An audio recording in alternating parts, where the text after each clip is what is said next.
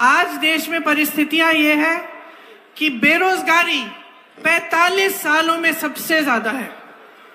मेरे सारे भाई यहाँ पे खड़े हैं, आप बताइए आप में से किसी को रोजगार मिला है पिछले 10 सालों में? आप ये भी बताइए कि आप में से पढ़े लिखे कितने बच्चे हैं?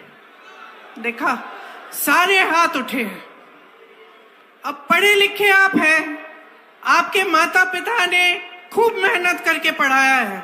आज किसी भी छोटे गांव में चले जाएं आप, मैं यूपी में काफी घूमी हूं, यूपी के छोटे से छोटे गांव में गरीब से गरीब घर में परिवार के जो सदस्य हैं सबसे पहले अपने बच्चों को पढ़ाने के लिए मेहनत करते हैं।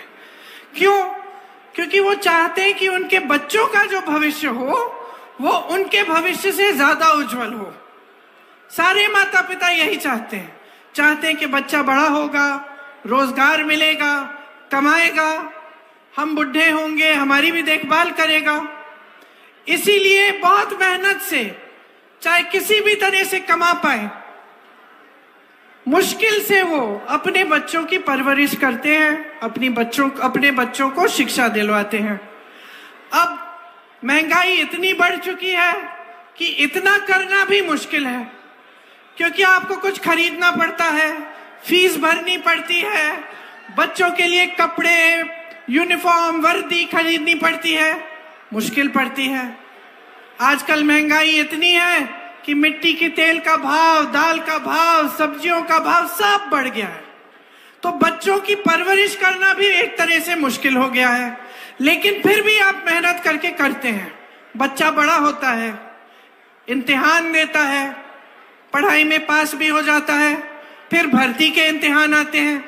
अब उसके सामने क्या दिखता है उसे?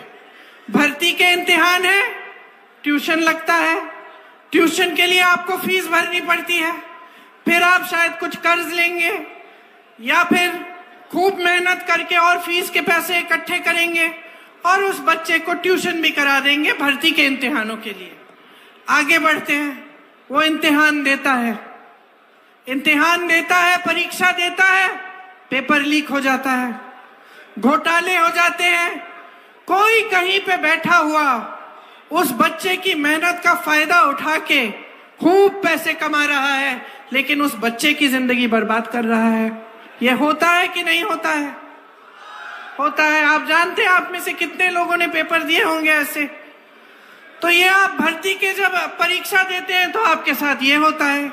दूसरी तरफ आप देखते हैं कि भाई देखें, हो सकता है सरकार ने कोई स्कीम निकाली हो मेरे रोजगार के लिए।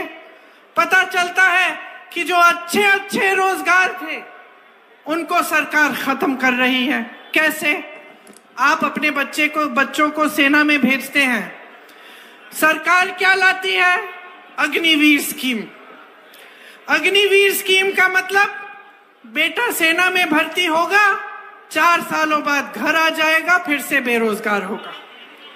जो सारी जितनी भी सुविधाएं पहले मिलती थी सेना में, कोई सुविधा नहीं मिलेगी उसको। वो वापस आ जाएगा 4 सालों बाद, 5 सालों बाद, और फिर से घर पे नौकरी ढूंढने का काम शुरू करेगा। इस सरकार ने जहां जहां से आपको रोजगार मिल रहे थे वो सारे साधन बंद कर दिए।